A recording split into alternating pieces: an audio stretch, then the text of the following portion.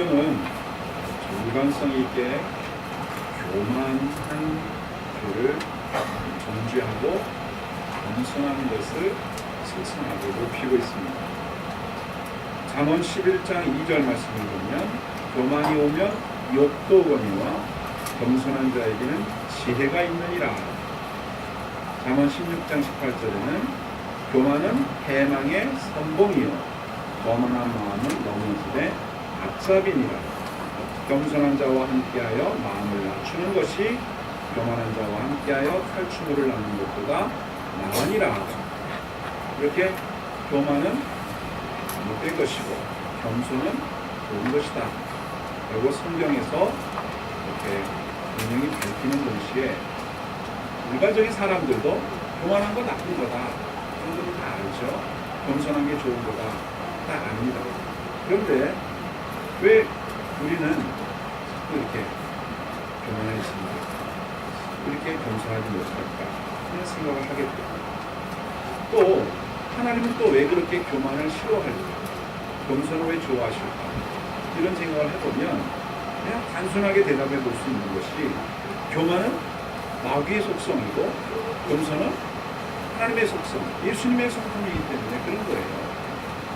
마태복음 11장 29절에도 보면 예수님이 친히 말씀하시기를 나는 마음이 온유하다, 나는 마음이 겸손하다, 내게 와서 배워라, 그렇게 말씀하셨죠.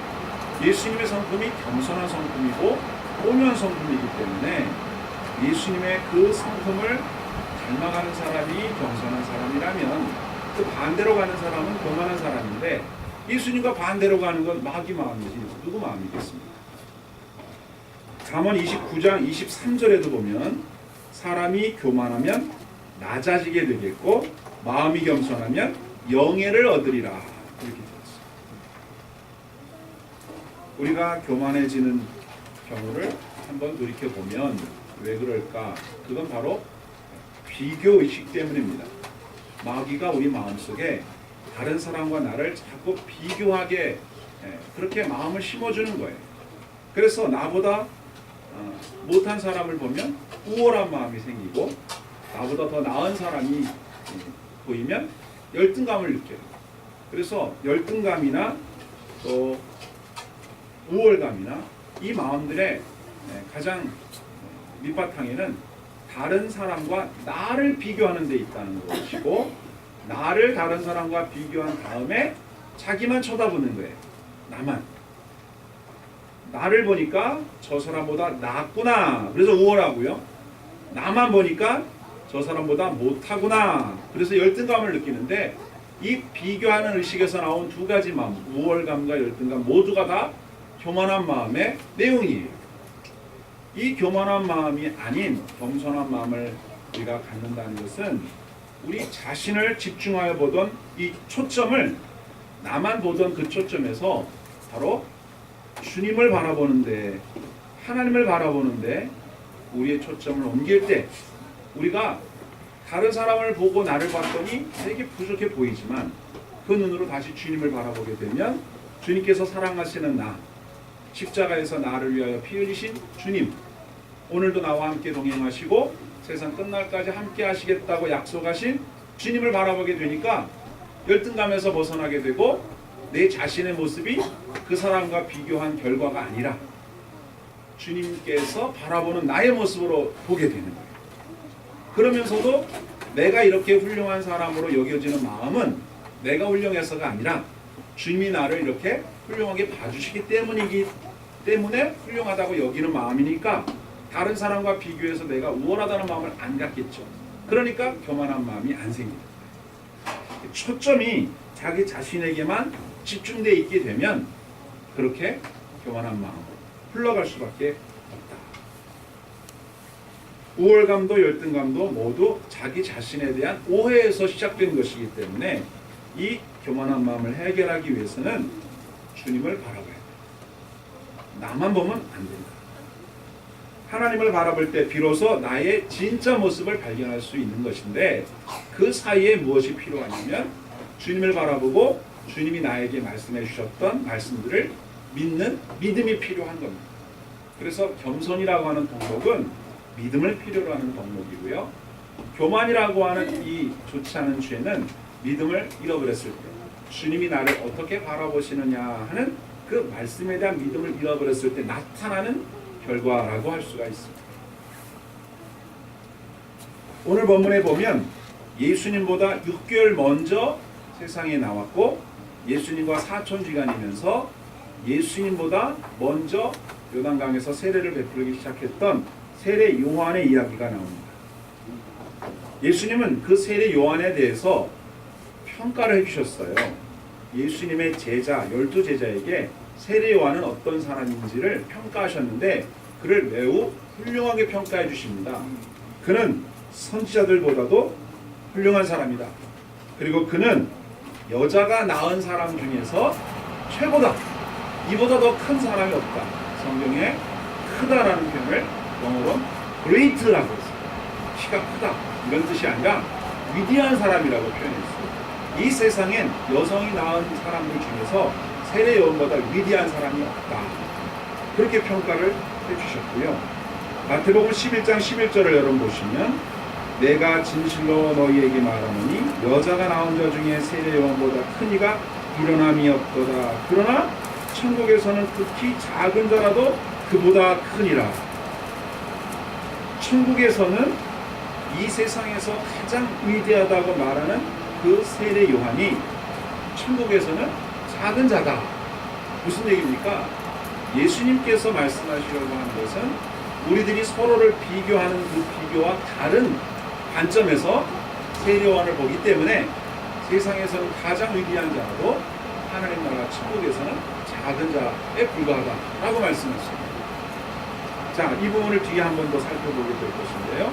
본문에 나오는 세례 요한은 예수님이 만났던 사람 중에 가장 위대한 사람이었는데 왜 그를 가장 위대하다고 말을 했냐면 바로 세례 요한이 누구보다 겸손한 사람이었기 때문입니다. 겸손한 사람이 영예를 얻는다 했는데 예수님 눈에는 겸손한 사람이 위대한 사람인 거죠. 예수님의 눈으로 우리를 보면, 예수님의 눈으로 우리 주변 사람들을 보면 겸손한 사람이 위대해 보여요. 그런데 세상 눈으로 우리 주변의 겸손한 사람들을 보면 좀 못해 보이고 좀 약해 보이고 좀 실패자처럼 보이고 좀 이거 왜 저러나 이렇게 보일 수밖에 없는 거예요. 시선의 차이, 믿음의 차이가 같은 사람을 놓고도 그 사람을 비천하게 볼 수도 있지만 그 사람을 겸손한 사람으로 볼 수도 있는 겁니다. 세례 요한이 겸손한 사람이라고 이야기할 수 있는 내용 세 가지를 설명드리면, 첫째는 요한은 자기 자신이 누구인지 분명히 알았고 예수님이 어떤 분이신지 분명히 안 사람이에요. 그렇기 때문에 그가 겸손할 수 있었던 겁니다.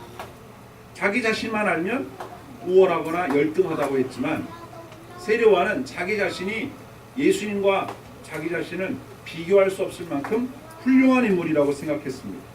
자신은 예수님을 위하여 보냄을 받은 사람일 뿐이고 광야에서 외치는 자의 소리일 뿐이고 자기 자신은 주님이 오시는 길을 예비하는 사람일 뿐이지 자신과 예수님은 비교할 수 있는 사이가 아니다. 오히려 그분의 신발끈을 묶었다 풀었다 하는 일조차도 나는 하기에는 합당한 사람이 아니다 라고 자기 자신을 엄청 낮췄던 거예요.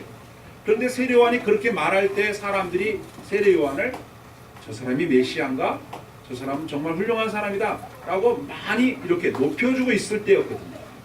세례 요한의 마음속에 다른 사람들보다 뛰어난 자기 자신을 보면서 교만한 마음을 가질 수도 있었는데 그는 자기 자신을 예수님에게다 갖다 비춰봤단 말이에요. 그러니까 자기 자신은 아무것도 아닌 거예요.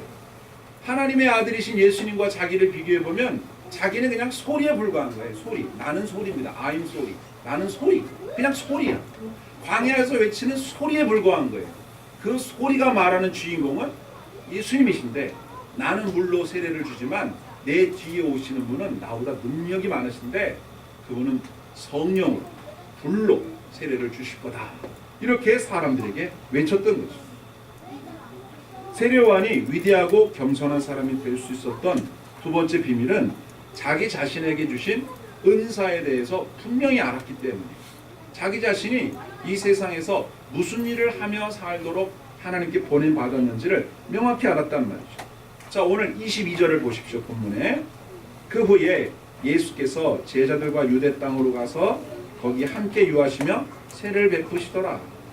요한도 살렘 가까운 에논에서 세례를 베푸니 거기 물이 많음이라. 그러므로 사람들이 와서 세례를 받더라. 요한이 아직 옥에 갇히지 아니하였더라. 예수님도 활동을 시작하셨어요. 세례 요한이 세례를 먼저 주기 시작했지만 예수님이 그 뒤를 이어서 세례를 베푸는 일을 하고 계셨는데 사람들이 대부분 예수님에게 몰려가는 거예요. 그래서 제자들이 걱정되는 마음으로 요한에게 이렇게 말합니다. 25절에 이에 요한의 제자 중에서 한 유대인과 더불어 정결 예식에 대하여 변론이 되었더니 그들이 요한에게 가서 이르되 라피요 선생님과 함께 요단강 저편에 있던 이 곧 선생님이 증언하던 뒤에 오신다고 했던 그분이 세례를 베푸니까 사람들이 다 그에게로 갑니다. 이 말을 들었던 세례 요한의 마음속에 질투심이 생길 수도 있었어요. 아니 이제까지 나를 따라오던 사람들, 이제까지 나를 이렇게 훌륭하다고 하던 사람들, 그런 사람들이 다 가버리네. 그래서 그런 마음을 가질 수도 있었는데 세례 요한의 마음속에는 자신에게 주어진 사역이 무엇인지를 명확히 안 사람이었기 때문에 예수님께로 사람들이 몰려가는 것은 당연한 것이다. 하늘에서 허락해 준 것이 아니라면 아무도 이와 같은 권능을 받을 수 없기 때문에 하나님이 인정하신 예수님에게 사람들이 몰려가는 건 당연한 거다. 그렇게 대답했습니다. 27절 요한이 대답하여 이르되 만일 하늘에서 주신 바가 아니면 사람이 아무것도 받을 수 없느니라. 하나님, 예수님이 훌륭한 분이다. 예수님이 나보다 훌륭한 분이다. 이와 같은 생각을 어떻게 하게 됐냐면 하나님께서 그분에게 그와 같은 능력을 주셨기 때문에 그렇게 하시는 거라고 생각했던 겁니다. 우리가 겸손한 성품을 배우기 위해서는 요한과 같은 이런 마음을 가져야 돼요. 은사를 뜻대로 나누어 주시는 하나님의 주권을 인정하고 나하고 저 사람하고는 받은 게 좀 다르구나. 성격도 좀 다르구나. 저 사람이 하는 일과 내가 하는 일은 다르구나. 은사와 달란트가 다르구나. 그걸 인정하되 그냥 다르고 저 사람이 더 훌륭하고 다른데 나는 좀 모자라고 이렇게 생각하는 게 아니라 그걸 하나님이 줬다고 생각하는 거예요. 하나님은 전능하시고 지혜로우시고 틀림이 없는 분이에요. 누구보다도 잘하시는 분이에요. 실수하지 않는 분이에요. 그분이 그렇게 하셨다면 옳은 거예요. 내 생각은 좀 이상한데 내가 볼 때는 이렇게 하는 게 나은 것 같은데 하나님 왜 저렇게 하셨을까? 라는 생각이 드는 것. 그것이 교만. 겸손한 마음으로 하나님이 그렇게 하게 하셨다면 한 것. 라고 하나님이 다스리고 계신다라고 하는 사실을 믿는 거예요. 우리가 하나님을 막 걱정이 드릴 필요가 없어요. 하나님 저거 그냥 놔두면 안 되는데 하나님 저거 보고도 왜 가만 놔두십니까? 저거 딱 벌을 줘야 마땅한데 저걸 왜 가만 놔두시지? 우리가 막 하나님을 걱정해. 하나님이 실수할 거만 하나님이 잠깐만 놓칠까 걱정을 하는 거예요. 왜 저 사람들한테 다 몰려가도록 놔두십니까? 라고 제자들이 요한에게 말한 거랑 다르가 없거든요. 뭔가 조치를 취해야 되는 거 아니냐? 라고 말할 때 세례 요한은 주님이 하신 일이기 때문에 그렇게 되는 거예요. 그걸 우리가 뭐라 할 수 없는 거야 라고 생각하니까 마음에 평화가 있는 거예요. 그것 때문에 질투할 마음이 전혀 생기지 않는 거죠. 로마서 12장 6절을 보십시다. 우리에게 주신 은혜대로 받은 은사가 각각 다르니 혹 예언이면 믿음의 분수대로 혹 섬기는 일이면 섬기는 일로 혹 가르치는 자면 가르치는 일로 혹 위로하는 자면 위로하는 일로 구제하는 자는 성실함으로 다스리는 자는 부지런함으로 공의를 베푸는 자는 즐거움으로 할 것이니라. 아멘. 각각 역할이 다르잖아요. 자기 일을 열심히 하면 되는 거예요. 그런데 사람들은 어떤 직장이나 어떤 직책이나 어떤 은사가 좀 더 좀 화려해 보이고 멋있어 보이니까 그 사람은 하나님께서 더 많은 은혜를 주신 것 같고 좀 평범해 보이는 나는 은혜를 덜 주신 것 같아서 그것 때문에 하나님 앞에 선한 마음을 갖는 거예요. 하나님이 실수하고 계시는 거야. 이건 뭐예요? 하나님이 나보다 생각이 짧다고 생각하는 거죠. 이런 걸 교만이라고 하는 거예요. 근데 내가 보기에는 저 사람이 그렇게 보이지는 않지만 하나님이 그렇게 보셨으니까 그렇게 했겠지, 그렇게 하셨겠지 라고 생각을 하니까 마음에 평화가 있고, 하나님의 주권을 인정하니까 그 사람의 마음속에 교만한 마음이 틈을 탈 수가 없는 거죠. 하나님의 주권을 인정해야 하나님 앞에서 겸손할 수가 있다. 은사는 자신에게 주어진 특권이 아니라 하나님의 영광과 교회를 위해서 힘써 일하라고 주신 거예요. 나를 위해 준 게 아니에요. 그러니까 나에게 있는 은사가 나를 높이는 교만한 근거가 못 돼. 주님이 높아지고 주님의 교회의 일이 이루어지도록 하는데 쓰라고 준 거기 때문에 은사가 다르다고 해서 어떤 은사가 더 훌륭하고 어떤 은사는 평범하고 이렇게 생각하면 안 돼요. 그게 바로 교만한 마음이에요. 물론 예수님이니까 세례 요한이 어디 감히 말이죠, 예수님하고 자기를 비교하겠습니까? 이런 생각 우리가 할 수 있잖아요. 그런데 예수님이시기 때문에 더더욱 그래야 하는 거예요. 우리는 사실상 하나님께서 전지전능하시고 온 땅과 만물을 다스리신다고 믿고 있지만 때때로 하나님께 이런 말 하잖아요. 하나님, 저한테 왜 이러십니까? 이렇게 하시면 안 되는 거 아니냐고 하나님을 야단치고 싶은 마음이 들 때가 있지요. 그건 뭡니까? 너무 힘드니까 그런 건 이해가 되는데 마치 하나님 실수하고 계시는 것 같아 라는 생각을 가진 거죠. 그러니까 태초에 하나님께서 아담과 하와에게 다 따먹어도 요것만큼은 따먹지 말아라 라고 말씀하셨을 때에 처음에는 아담과 하와가 쳐다도 안 봤죠. 그런데 마귀가 와서 그럽니다. 너 이거 정말 따먹으면 안 된다고 하나님이 그러시더냐? 그랬더니 하와가 보지도 말고 만지지도 말고 따먹다가는 죽을지도 모른다 라고 하셨다 라고 하니까 뭐라고 합니까? 하나님은 안 된다고 한 말을 마귀는 된다고 합니다. 하나님이 너희들이 하나님처럼 될까봐 못 따먹게 한 거야. 그러니까 따먹어도 괜찮아 라고 유혹하잖아요. 그러니까 사람이 판단을 하는 거예요. 하나님 실수한 거야, 내가 오라 라고 생각하도록 마귀는 그 사람을 부추긴 거죠. 그러니까 결국은 하나님이 안 된다고 한 그 말을 무시하고 된다고 생각하는 자기 마음대로 행동한 거예요. 이것이 교만의 시작이라는 거죠. 그냥 우리 자신이 하나님을 바라보고 나 자신을 낮춘다는 것이 말은 쉽지만 실제로 크게 어려운 거예요. 우리가 세상 사람들한테 전도할 때 예수님 믿고 구원 받읍시다, 하나님은 살아계십니다, 하나님은 우리를 사랑하십니다, 하나님은 당신의 죄를 용서하십니다, 이렇게 얘기를 하면 그분들은 하나님이 있기는 어디가 있어, 예수님이 누군데 내 죄를 용서하고 말고를 해 라고 그분 자체를 무시한단 말이에요. 인정 자체를 안 한단 말이에요.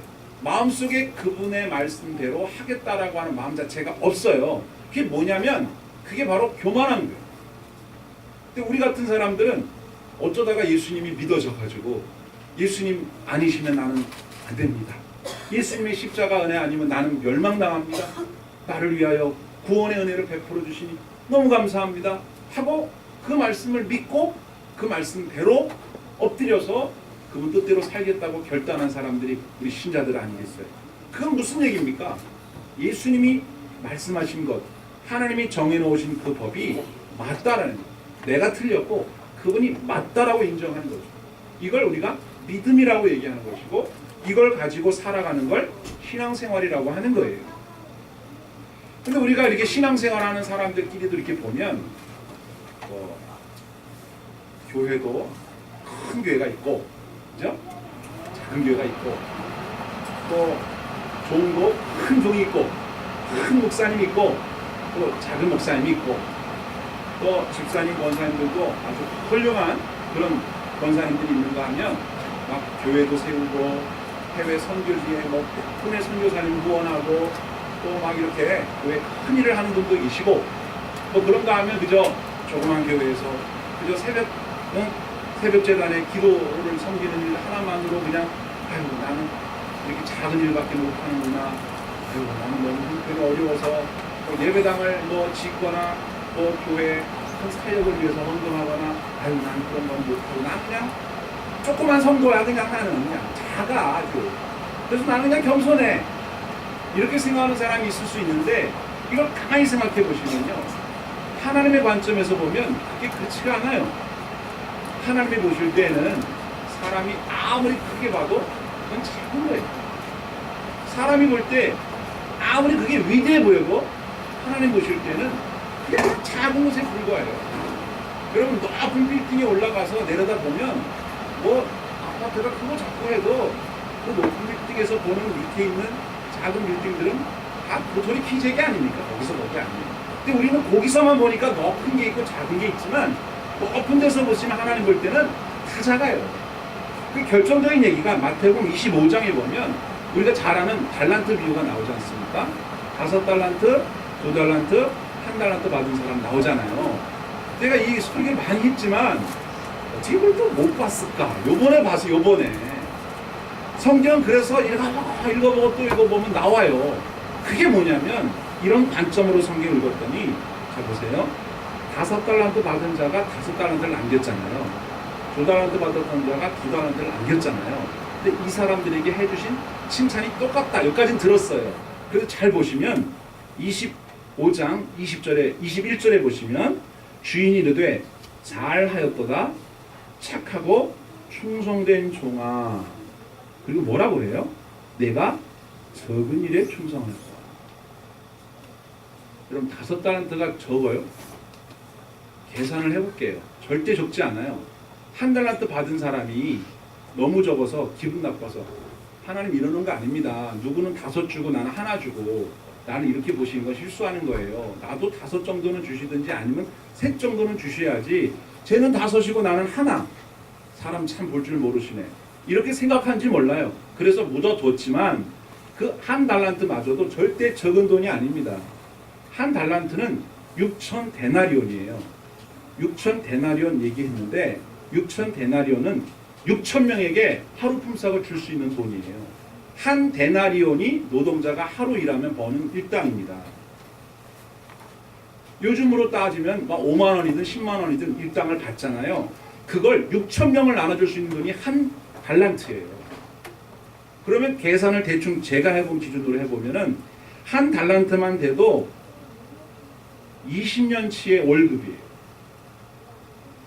계산 한번 해보세요, 여러분들. 이게 뭐 한 데나리를 얼마로 할지 모르지만 그러면요 이게 5달란트면 몇 년 동안 줄 거냐면 곱하기 5를 해야죠. 100년 동안 줄 수 있는 돈. 어마어마한 돈입니다. 그러니까 첫째는 1달란트가 적은 돈이 아니라는 걸 말씀드리는 거고 또 하나는 2달란트와 5달란트 차이가 어마어마하지 않습니까? 2배가 넘잖아요. 그런데도 2달란트 받았던 사람에게 예수님이 뭐라고 하시는지 밑에 보시면 23절에 2달란트 남긴 사람한테 그 주인이 이르되 잘하였도다 착하고 충성된 종아 내가 적은 일에 충성했다. 5도 적어요. 100년 동안 써야 될 일당을 적다고 하신다고요. 하나님 보실 때. 2달란트도 역시 적죠. 1달란트도 역시 적어요.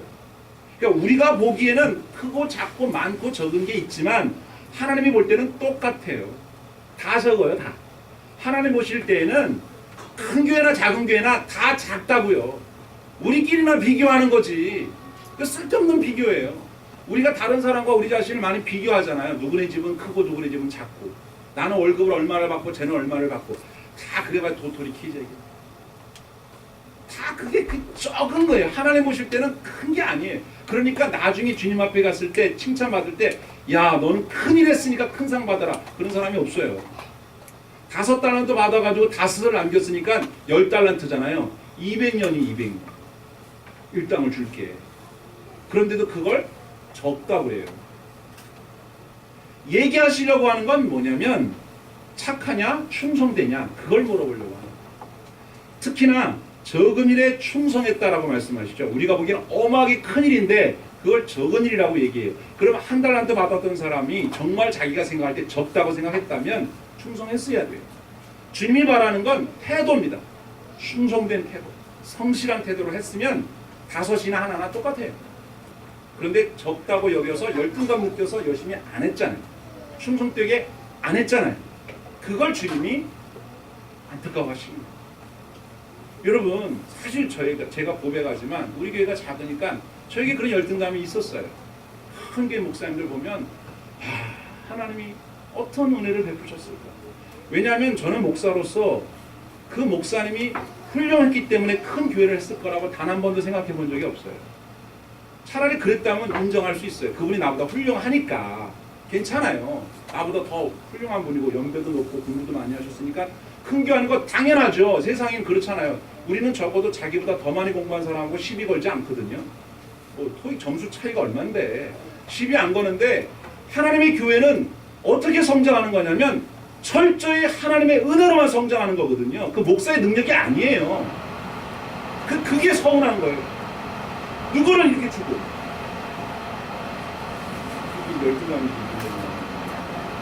이러면 안 돼, 안 돼. 누구는 이렇게 크게 은혜를 줘서 그 목사님의 능력이 아니니까. 그 목사님들도 인정하세요. 어쩌다 이게 커졌다. 나는 왜 안 주냐? 그게 똑같은 거예요. 왜 하나님이 누구한테는 이런 은사를 주시고 그 은사를 주는 이유가 그 사람이 잘해서 그 은사 주는 게 절대 아니거든요. 하나님 마음이에요. 하나님 주고 싶은 사람에게 주는 거예요. 그러니까 우리가 그걸 탓한다는 건 뭐예요? 하나님 못 믿겠다 이거. 하나님이 줄만 하니까 주고 아니니까 안 주는 거예요. 그리고 나에겐 다른 걸 주는 거예요. 그걸 믿어야 돼요. 하나님의 주권을 인정할 때 우리 마음에 비로소 어떻게 해요? 그게 겸손. 그러니까 내가 작은 교회 하니까 큰 교회 목사님 앞에서 이게 숙이고 머리 안 내고, 이게 겸손이 아니고 하나님의 하심에 대한 확고한 믿음. 여러분 삶도 똑같아요. 저는 목사니까 그 얘기 하겠지만 여러분들도 생각하는 거 있을 거 아니에요. 고등학교 때 친구 누구는 되게 잘 살아. 내가 보기에는 걔 나보다 이쁘지도 않고 뭐 공부도 못했는데 이해가 안 된다. 이해가 안 돼. 그래서 화딱지가 난다는 거예요. 그럴 때 뭘 믿어야 된다고요? 하나님은 역사를 운행하시는 분이에요. 하나님이 실수하는 분이 아니란 말이에요. 다 이유가 있어요. 그리고 우리 눈에 보기에 더 나아 보이는 것이 또 다 복은 아니고, 자기 자신에 대해서 과대평가를 하거나 지나치게 과소평가를 하는 것은 그게 교만이에요. 여러분, 하나님께서 여러분들을 사랑하신다고 말씀하시고 아버지가 되신다고 하시고 여러분들과 동행하신다고 약속한 그 말씀을 믿으시기 바랍니다. 그 거짓말이 아니거든요. 그러니까 여러분들의 현재 삶의 처지와 은사와 삶의 규모를 그냥 받아들이시고 주님이 운행하신다는 믿음을 가지세요. 나름대로 열심히 최선을 다할 뿐이에요. 그러나 결과는 하나님 손에 있는 겁니다. 이런 마음을 갖는 사람을 우리는 성경적으로 교만하지 않고 겸손하다라고 말할 수 있는 겁니다. 하나님 앞에서의 충성을 사도 바울은 고린도 교회에 똑같은 마음으로 이런 편지를 했어요. 사도 바울은 자기 자신에 대해서도 사람들이 자기를 위대한 사도라고 막 평가하잖아요. 근데 아니라고 얘기하는 거예요. 그게 그냥 가식적인 겸손이라서가 아니라 하나님 앞에 판단받을 때까지는 아무도 뭐라 하지 말아라. 하나님 앞에는 다 큰 것도 작고 작은 것도 작다. 그런 의미로 이런 말을 합니다. 고린도전서 4장 1절 이하에 보세요. 사람이 마땅히 우리를 그리스도의 일꾼이여 하나님의 비밀을 맡은 자로 여길지어다. 그리고 맡은 자들에게 구할 것은 충성입니다. 그렇죠? 너희에게나 다른 사람에게나 판단받는 것이 내게는 매우 작은 일이라 나도 나를 판단하지 아니하노니 내가 자책할 아무것도 깨닫지 못하나 그러나 이로 말미암아 의롭다함을 얻지 못하노. 다만 나를 심판하시는 이는 주시니라. 그러므로 때가 이르기 전 곧 주께서 오시기까지 아무것도 판단하지 말라. 그가 어둠에 감추인 것들을 드러내고 마음의 뜻을 나타내시리니 그때 각 사람에게 하나님으로부터 칭찬이 있으리라. 아멘. 하나님이 칭찬하실 거예요. 우리 기준으로 판단해서 아무개는 훌륭해졌구나, 나는 못했구나 하고 스스로를 그렇게 생각하지 말고 하나님의 거룩한 손 안에서 나는 나의 길을 걸어가는 거다 라고 생각하며 사는 사람을 성경은 겸손하다. 요한이 그랬다 그 말이에요. 예수님께로 사람들이 몰려가도 그런 것 때문에 마음 흔들릴 이유가 없어요. 그분은 그분의 일을 하는 거고 나는 나의 일을 하는 거다. 실제로 그럼 세례 요한은 얼마 살지 못하고 헤롯에게 초옥되고 헤롯의 손에 의하여 참수를 당하여 역사의 무대에서 조용히 사라집니다. 누가 세례 요한을 별 볼 일 없는 사람이라고 평가하겠습니까?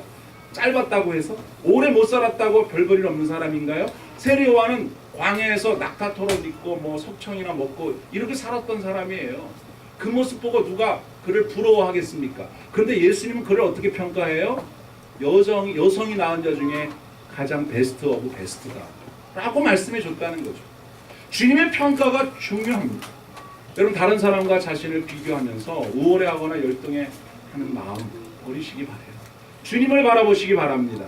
여러분 자신을 바라보고 주님을 바라보면 여러분들의 마음에 겸손이 샘솟듯 올라오게 되고 마음의 평안을 누리게 될 줄로 믿습니다. 자신만 바라보고 주님을 안 쳐다보면 어떻게 돼요? 비참해져요.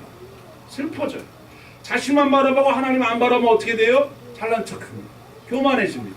하나님이 가장 싫어하는 마음, 교만한 마음, 그런 마음을 버리시기를 바랍니다. 우리는 하나님 앞에 그와 같은 마음으로 살 때에 이렇게 또 말할 수 있습니다. 본문 28절을 보시면 내가 말한 바 나는 그리스도가 아니요 그의 앞에 보내심을 받은 자라고 한 것을 증언할 자는 너희니라. 신부를 취하는 자는 신랑이나 서서 신랑의 음성을 듣는 친구가 크게 기뻐하나니 나는 이러한 기쁨으로 충만하여노라. 그는 흥하여야 하겠고 나는 쇠하여야 하니라. 아멘. 여기 뭐예요? 자긴 들러리다 이거예요. 예수님이 신랑이고 자긴 들러리예요. 들러리가 신랑보다 더 멋있고 더 예쁘게 입으면 안 되는 거 아닙니까? 여성이나 남성이나 수수하게 입어줘야죠. 왜? 주인공이 드러나야 되니까. 세려와는 자신이 들러리예요. 그런데 들러리 쓰면서 기분 나빠하고 뭐야? 나는 뭐 맨날 들러리야. 누구는 뭐 주인공이고 나는 뭐 들러리고, 뭐 누구는 뭐 여왕패하고 나는 뭐 무술이고, 뭐야 이거? 누구는 맨날 앞에서 하고 나는 맨날 뒤에서만 하고, 이런 생각하지를 않았고 어땠다고 성경이 나옵니까? 기뻐했다. 이러한 기쁨으로 들러리 서는 그 기쁨으로 충만했다고 말합니다. 겸손한 사람은 그거에 자기 역할을 감당하면서 기분 나빠하지 않아요. 기뻐합니다. 저는 뭐 잘 모릅니다만은 얘기를 들은 겁니다. 이 오케스트라 이런 거 보면 거기에도 이렇게 제일 돋보이는 사람이 지휘자고 그 다음이 이제 악장이라고 해가지고 맨 앞에서 이렇게 바이올린 이끄는 사람 있잖아요. 그 사람이 거기 오케스트라의 총무 같은 사람이잖아요. 그리고 바이올린에도 1바이올린, 뭐 2바이올린 이런 게 있다면서요. 1바이올린이 주도적으로 하고 2바이올린은 그걸 뒷받침하는 거래요. 그런데 1바이올린을 하겠다는 사람이 많아서 뽑기가 어렵지 않은데 2바이올린 하겠다는 사람은 별로 없답니다. 저는 잘 모르고 하는 거죠. 음악을 아는 분들 많나요? 네. 2바이올린을 지원자가 별로 없대요. 왜? 내가 맨 누구 위해서 말이지 받쳐주는 역할만 하냐 이거. 싫다 이거. 뭐 우리 찬양대도 마찬가지죠. 소프라노가 딱 앞으로 나오는 거고 엘토나 베이스는 밑에 깔아주는 사람 아니에요. 어떨 땐 베이스는 들리지도 않아요. 엘토는 내가 소프라노를 불렀다가 엘토를 불렀다가 왔다 갔다 해. 그래서 내 음이 어떤 건지 잘 몰라. 그런데 이게 조화를 잘 입으면 아름다운 하모니가 나오는 거 아니에요. 그 사람들은 다 소프라노나 눈에 띄는 솔로 이런 걸 하기 원하지만 밑에 감추어져 있는 건 하기 싫어하거든요. 꼭 하기는 해. 억지로 할 수 없어서 해. 그런데 마음에 기쁨이 없어. 보조자로서 누군가를 돕는 일을 기쁨으로 감당한다면 그 사람 마음엔 겸손이 있는 거예요. 하나님께서는 우리에게 그걸 원하시는 거예요. 소명이라고 하는 건 하나님이 우리를 불렀다라고 하는 건데 하나님이 부른 소명은 후회함이 없어요. 다 그럴만해서 그렇게 부른 거예요. 심지어 오늘 보면 30절에서 요한이 뭐라고 얘기합니까? 그는 흥하여야 되겠고 나는 쇠하여야 되겠고 자기는 그냥 사라져버려도 괜찮다는 거예요. 요한이 옥에 갇혀있는 동안에 얼마나 힘들었겠어요? 그러면서도 순교를 당하면서도 그는 기쁨으로 자신의 일을 우리가 잘 아는 말씀 빌립보서 2장 5절 이하의 말씀 보면 우리 주님께서 우리에게 바울 사도를 통하여 말씀하십니다. 너희 마음에 이 마음을 품어라. 누구 마음이요? 그리스도 예수의 마음. 그 예수의 마음이 어떤 마음인지를 설명하죠. 그는 근본 하나님의 본체, 하나님하고 같은 본체예요. 그런데 하나님과 동등됨을 취할 것으로 여기지 아니하시고 오히려 자기를 비워 종의 형체를 가지사 사람들과 같이 되셨고 사람의 모양으로 나타나 자기를 낮추시고 죽기까지 복종하셨으니 곧 십자가에 죽으심이라. 이렇게 예수님이 하나님의 뜻에 순종하시고 복종하시는 겸손함을 보여주셨습니다. 그런데 어떻게 하셨나요? 하나님은 그 다음에 오세요. 9절. 이러므로 하나님이 그를 지극히 높여 모든 이름 위에 뛰어난 이름을 주사 하늘에 있는 자들과 땅에 있는 자들과 땅 아래 있는 자들로 하여금 모든 무릎을 예수의 이름에 꿇게 하시고 모든 입으로 예수 그리스도를 주라 시인하여 하나님 아버지께 영광을 돌리게 하셨나이다. 나중에 모든 민족과 열방들이 다 예수님 앞에 무릎을 꿇을 날이 올 거예요. 어차피 다 꿇어야 돼요. 스스로 꿇고 겸손하게 엎드려 복종하는 자에겐 영예로움이 있을 것이지만 버티다가 강제로 꼴림을 받는 자는 비참하고 또 패망하는 부끄러움을 당하게 되는 거죠.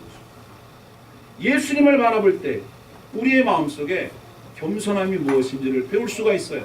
그래서 예수님께서 마태복음 11장 29절에서 아까 읽었지만 나는 마음이 온유하고 겸손하니 나의 멍에를 베고 내게 배우라. 그리하면 너희 마음이 쉼을 얻으리라. 예수님께 겸손을 배운 사람 마음엔 평안함이 있어요. 쉼이 있어요. 괴롭지가 않아요. 막 성질나고 막 짜증 이런 게 없어요. 여러분 새해에 성령의 열매 맺는 한 해가 되는데 성령님이 우리 안에 맺게 해주시는 첫 번째 열매가 뭐겠습니까? 겸손입니다. 우리 힘으로 안 돼 이게. 예수님께 배워야 돼. 여러분 그렇게 고백하십시오. 예수님께 겸손 배우기를 원합니다. 세례 요한에게 겸손을 배우기를 원합니다. 그래서 원하는 게 뭐예요? 내 마음에 쉼을 원합니다. 진정으로 평안을 원한다면 겸손을 배우려고 결단하십시오. 나는 못합니다. 주님 나를 가르쳐주세요. 훈련시켜주세요. 한 해 동안 겸손해지려고 열심히 훈련하겠습니다. 주님 내 마음속에 다른 사람과 비교해서 우월하거나 열등한 마음 품지 않고 주님 바라보겠습니다. 주님이 나를 동행하시고 인도하신다는 이 사실을 믿습니다. 하나님 나를 책임져 주는 걸 믿습니다. 하나님이 나를 인도해 주실 줄로 믿습니다. 나를 홀로 내버려 두지 않고 나의 인생길을 하나님의 거룩하신 손으로 이끌어 가실 줄로 믿습니다. 그럴 때 그 믿음을 가질 때 마음에 평화가 오는 새해 여러분의 마음이 평화가 넘치게 되기를 축원합니다. 겸손함을 배워서 예수님처럼 세례 요한처럼 그러나 그렇게 불꽃처럼 살다 갔던 사람들이지만 하나님 나라에서 이보다 위대한 사람이 없고 예수님께 이보다 귀하게 여김받은 사람이 없었던 것처럼 여러분들이 겸손하게 산다 할지라도 이 땅에 사는 날 동안에도 결코 사람들 앞에 부끄러움 당하는 인생이 아니라 하나님의 손에 의하여 높임받고 귀히 여김받는 은혜가 있을 줄로 믿습니다. 찬송하겠습니다. 425장 452장